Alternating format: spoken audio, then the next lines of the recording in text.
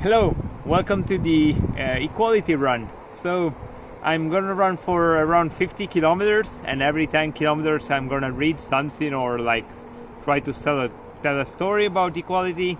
And well, let's see how it goes. I'm going to the trampoline.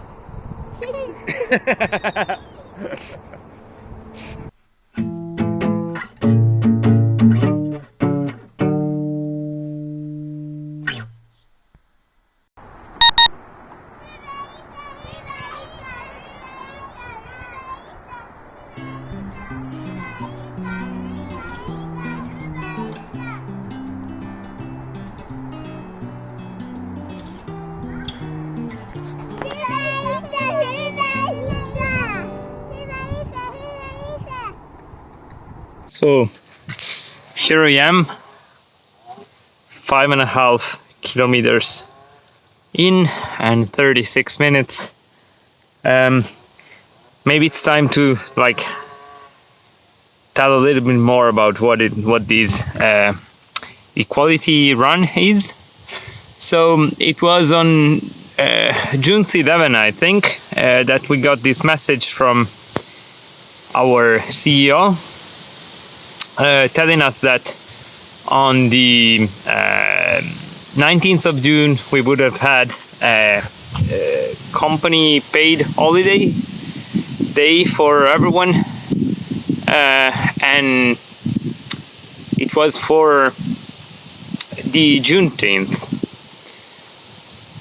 So I was like, yeah, that's great, it's gonna be awesome, I'm gonna do something for myself, as like I work hard, and having holidays is nice, so I'm gonna take some time and have a long run, even though I haven't been running at all or almost this year. But I was like, okay, I'm gonna have a run. But then I was like, yeah, since I just discovered about these Juneteenth, and I am a white male, pretty lucky, living in the Western world, so I want to do something about it. I want to at least like do some research, learn something, and so here I am. The idea is that I will try to run. Most likely I will walk at some point, and who knows if I'm ever gonna make it. But the idea is that I will, every 10 kilometers I came up with some kind of topic, and I will try to tell something about equality in like the every sense of the word. Or well, let's see how it goes.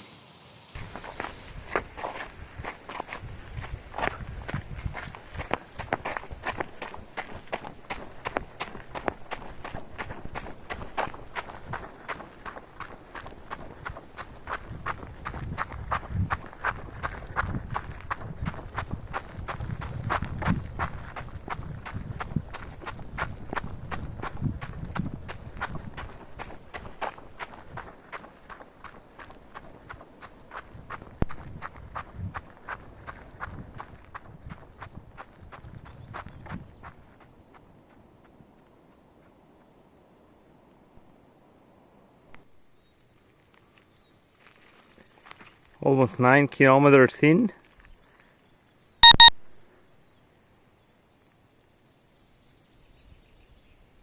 I'm actually not sure whether I should go that way or the other one.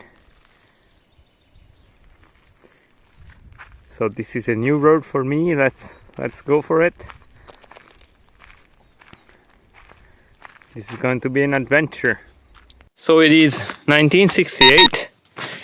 And we are at the Olympic Games in Mexico, and this is the ceremony for the 200 meters male. And So Tommy Smith and John Carlos are wearing a black glove and are wearing no shoes to solidarize with the with the movement for black rights. And Peter Norman. So the three of them are wearing a badge for the Project for the Olympic Human Rights. And this story is about Peter Norman, who was totally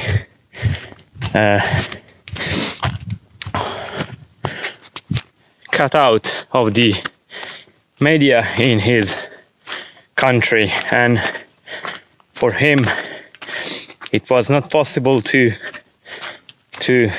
get to the Olympic Games anymore. He was not invited in 1972, and even though he qualified 13 times, and he was not even invited to when the Olympic Games were held in Australia. So yeah, only in 2012 the Australian Parliament officially apologized for the way he was treated. And so yeah, still in this year we are still having the need for movements like Black Lives Matter to remind us that yeah, we are all humans. That is as simple as that, and we are all equal, and we should all have the same rights. That's as easy as it gets.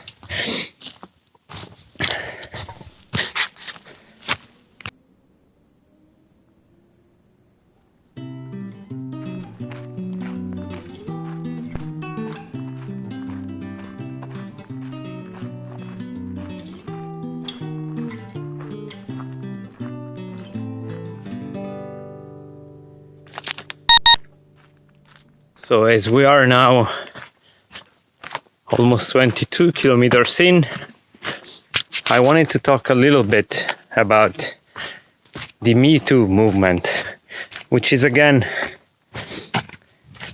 something that we definitely need in this world to remind us about the problems that we still have in modern society.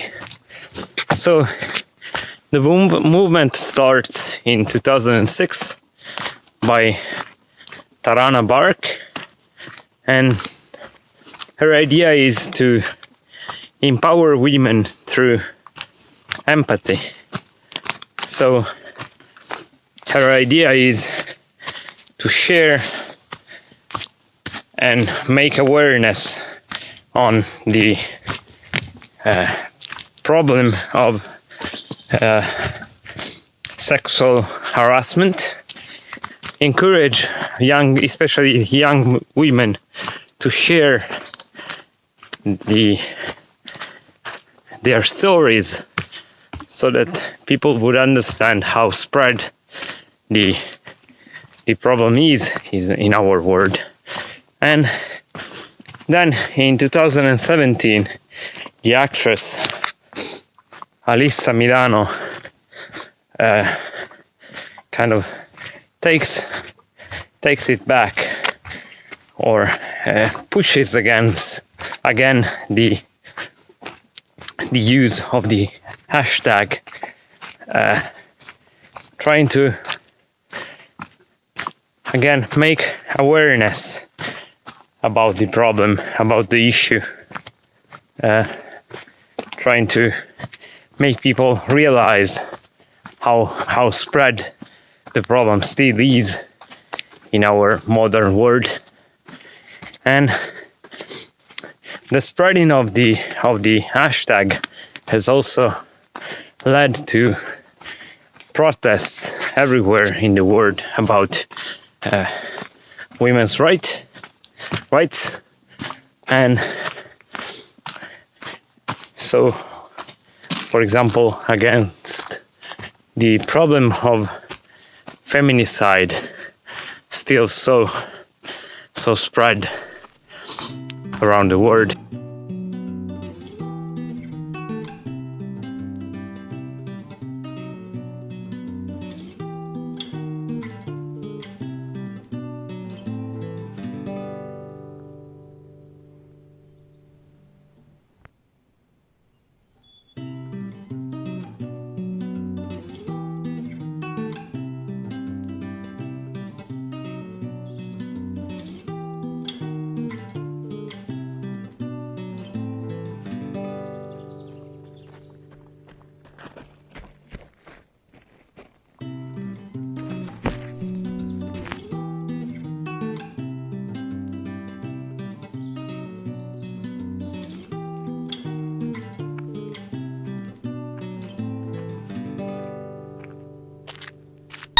Great, I'm officially halfway. So the idea of running is very far from my mind, but nonetheless I'm going on. I realized I forgot home my headlamp, so it's gonna be even more Blair Witch Project like. But well, I really hope you will bear with me. This is going to be interesting.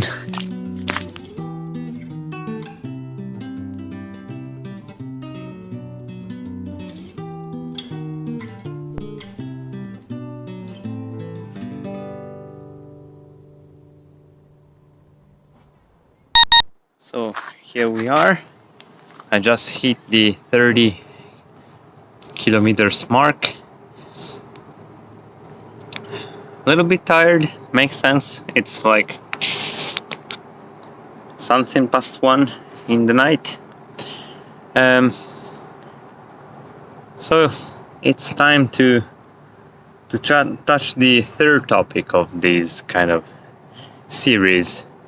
I would like to talk about all around the world there are so many indigenous people having difficulties and not having rights on the land they kind of traditionally occupied. So it's the Sami, for example, the Sami people here in Lapland,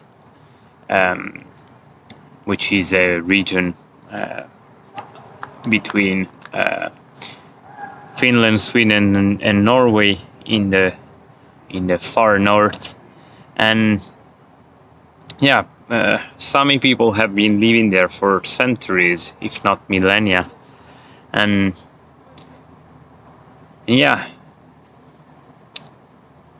they don't have any rights on the land they used to live on, and so nowadays companies are coming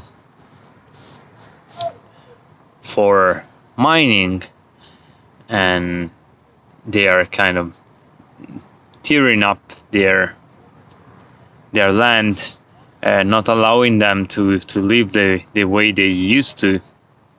And the same happens also for many indigenous tribes around the world. I read about the same thing happening in northern Canada, for some gas pipelines being constructed, and the same thing is also happening in the Amazon forest, where indigenous people are taken away from the land they used to live on.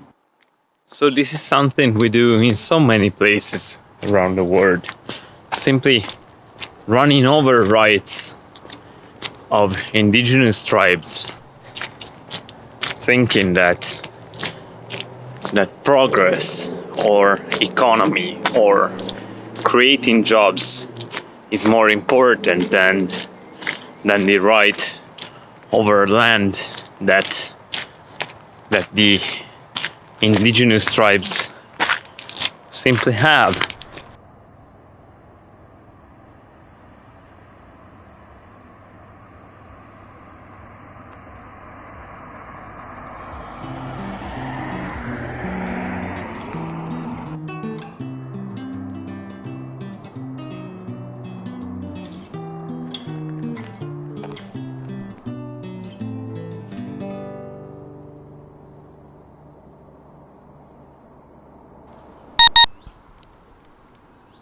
Here we are, hitting the 40 kilometers mark.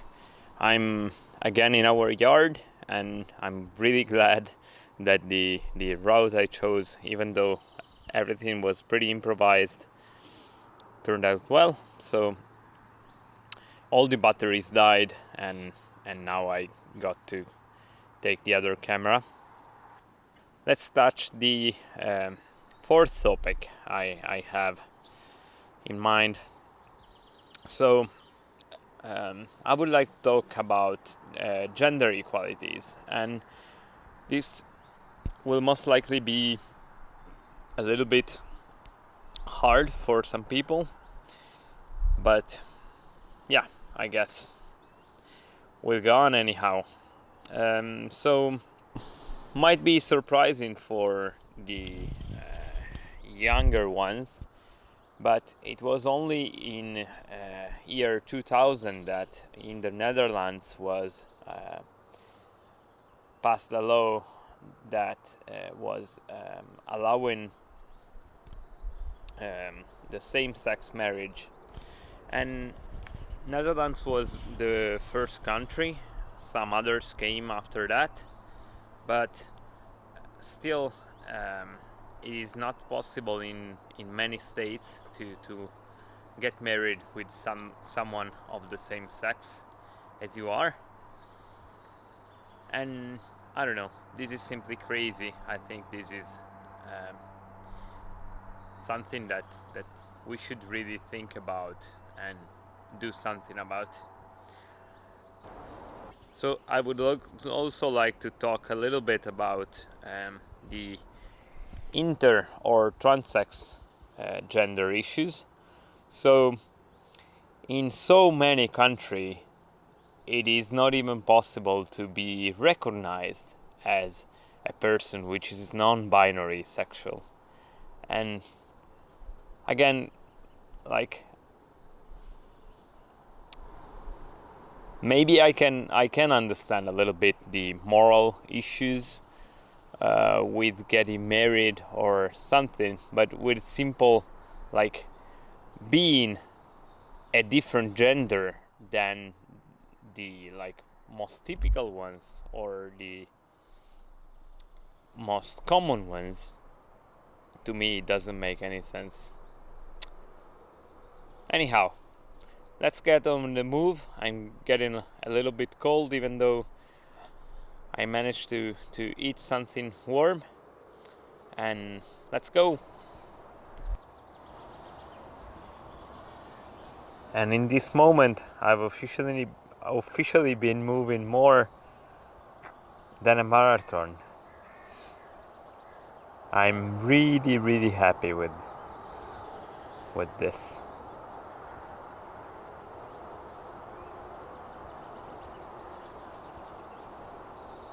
I know it does not sound, as I'm a little bit tired, and for me it's very hard to be enthusiastic about stuff. But wow, this is unbelievable. It's going well. That's great.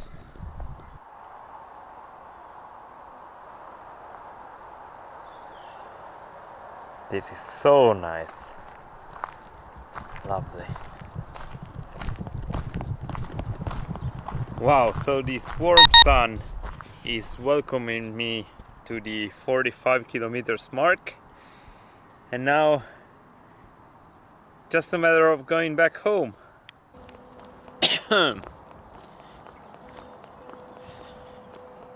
So yeah, quite unbelievable, but this is the last kilometer I have in front of me, and I'm still walking. It's amazing to think of it. But yeah, I really hope that since you are still watching this video, at least I made you wanna walk a little bit and maybe think about some ways to make this world a better place. This is something that we really need to do for our kids, for the future generations, so that they will be even happier than we are, so that the planet will be a better place where to live, and maybe even a place where there is room for everyone, whatever beliefs they have, whatever color they are and gender they are.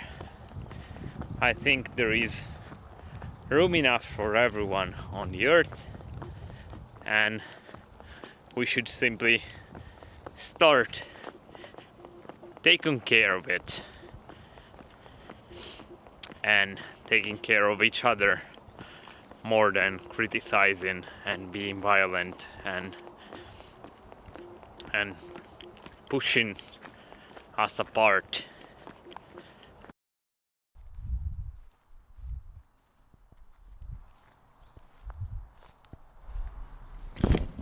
And this is 50. I cannot believe this. Wow. Made it. Okay, so let's go through the last topic. So the topic I would like to deal about is immigration, and I will talk about European immigration, since, well, this is simply like closer to me, and I will just tell you some numbers. I don't know, maybe I'm a little bit too tired to try to make you think that much, but I think numbers are enough to realize how big of a problem this is. So I took these numbers from the European Union Agency for Human Rights, for Fundamental Rights, and I think these are simply astonishing.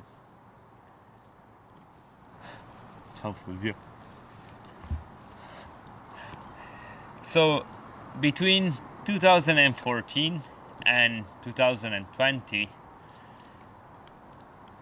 9,830 people have died in the Mediterranean Sea, trying to cross the sea and to reach Europe, hoping for a better future for them and for their families. And even for the ones that make it and that can cross that sea, 1/3 of the black people immigrated in the European Union experiences discrimination somehow. 4 out of 10 people that are stopped by police in Europe think that has to deal with the color they are. And 4 on 10 people that experiences discrimination thinks that it wouldn't make any difference if they would tell it to the authorities. So to me this is unbelievable, and I don't know, thinking that I myself am an immigrant, so I moved from Italy to Finland hoping for a better future and finding it, but thinking that I managed to find it just because I was born on the right side of the Mediterranean Sea doesn't make any sense simply. I don't know, I can't really make up my mind about it. I don't know, it is plainly sad to think that just because someone is born 200 kilometers from the borders, they have to go through so much. It doesn't make any sense for me. So yeah, I hope that I don't think I have made that much sense, at least not as much as I would have liked to. I'm definitely not good at speaking, and even not in my language, so this is even harder in English. But anyhow, I really hope that I made you at least want to go and have a walk and maybe think a little bit about how to make this world a better place for us, for our kids, for the next generations. And yeah, thank you very much for watching this. Bye bye.